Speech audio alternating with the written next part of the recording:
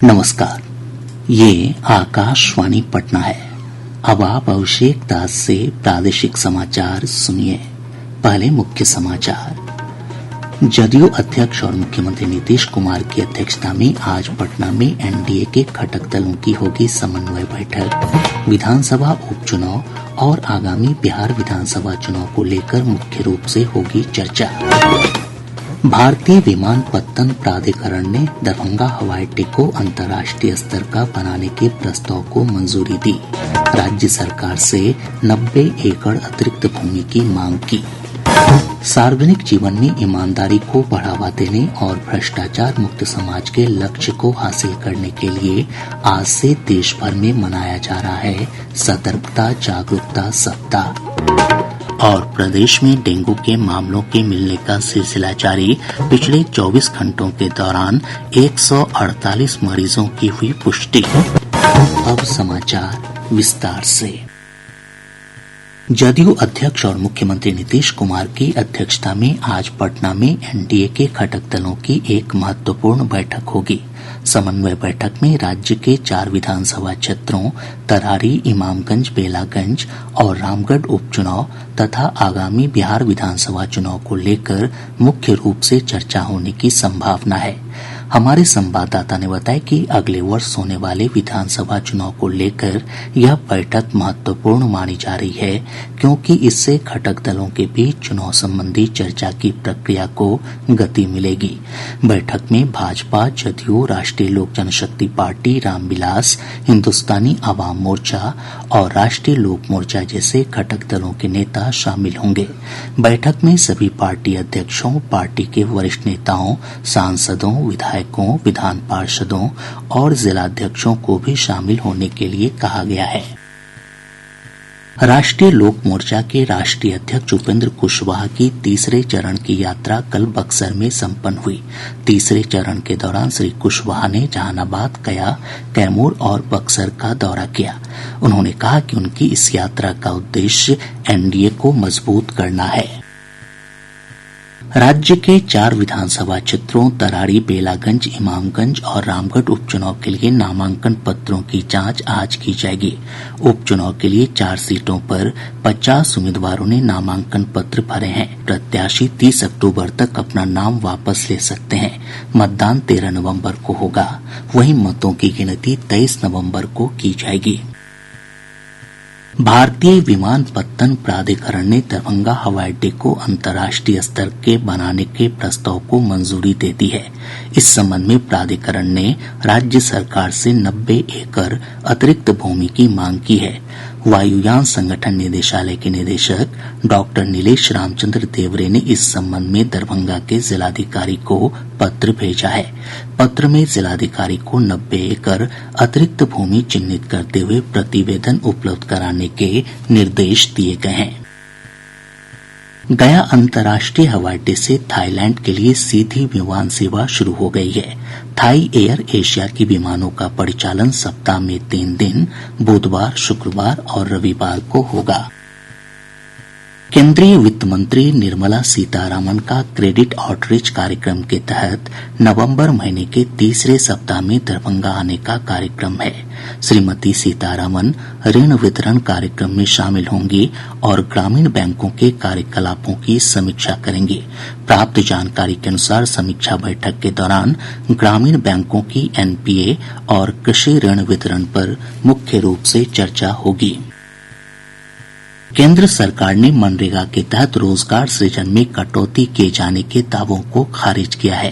केंद्रीय ग्रामीण विकास मंत्रालय ने कहा है कि मनरेगा मांग आधारित योजना है, इसलिए इसके तहत नामांकन का लक्ष्य तय करना संभव नहीं है।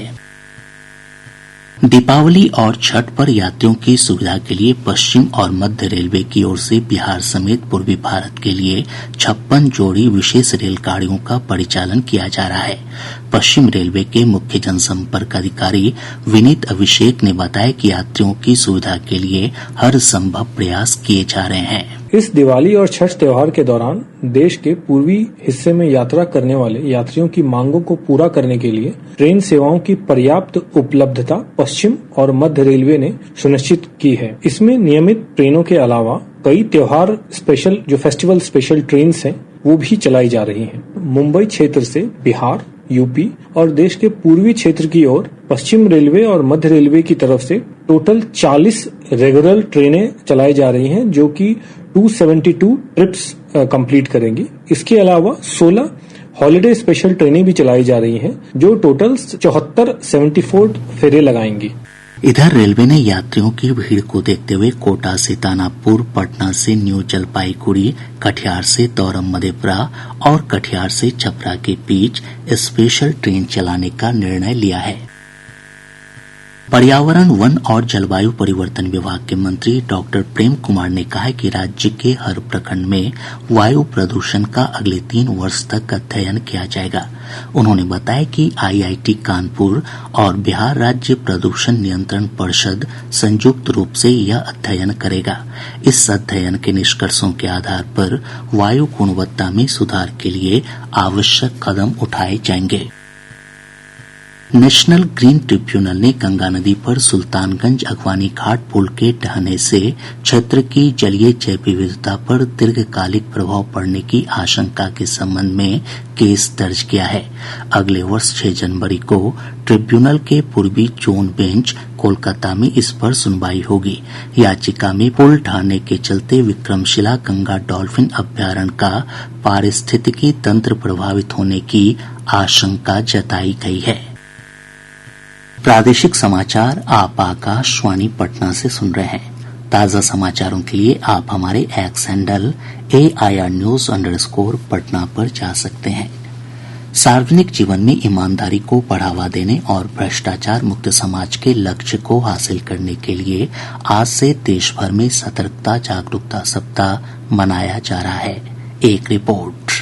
यह सप्ताह शासन और सार्वजनिक प्रशासन में नैतिकता और पारदर्शिता की आवश्यकता के बारे में अधिक संवेदनशीलता पैदा करने के लिए मनाया जाता है। इस सप्ताह का विषय है राष्ट्र की समृद्धि के लिए ईमानदारी की संस्कृति। सप्ताह का आरंभ मंत्रालयों, विभागों, सार्वजनिक उपक्रमों, बैंकों और अन्य संगठनों में लोक सेवकों की ओर से संकल्प लेने के साथ होगा। सप्ताह के दौरान भ्रष्ट आचरण के खिलाफ जागरूकता पैदा करने के लिए कई समारोह आयोजित किए जाएंगे। प्रत्येक वर्ष सतर्कता जागरूकता सप्ताह का आयोजन भारत रत्न सरदार वल्लभ भाई पटेल के जन्मदिन वाले सप्ताह में किया जाता है। सुमित और दीपेंद्र की रिपोर्ट के साथ समाचार कक्ष से डेविड शर्मा।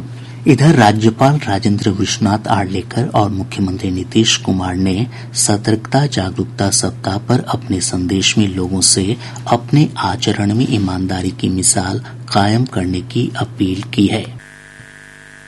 चक्रवाती तूफान दाना का प्रभाव प्रदेश के विभिन्न भागों में अभी भी बना हुआ है। मौसम विभाग से प्राप्त जानकारी के अनुसार पिछले 24 घंटे के दौरान राज्य के दक्षिण पूर्व भागों में कई स्थानों पर मध्यम स्तर की बारिश दर्ज की गई। मौसम विज्ञान केंद्र पटना के वैज्ञानिक ने बताया कि अगले 2 दिनों तक प्रदेश के मौसम में कोई विशेष परिवर्तन नहीं होगा।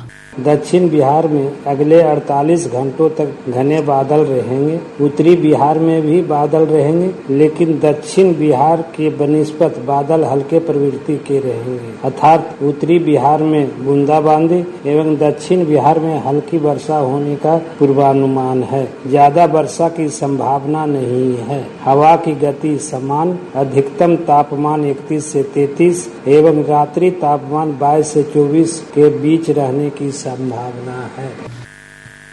प्रदेश में डेंगू के मामलों के मिलने का सिलसिला जारी है।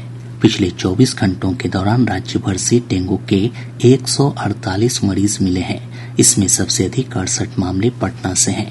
वहीं सीवान से 10 नए मामलों की पुष्टि हुई है।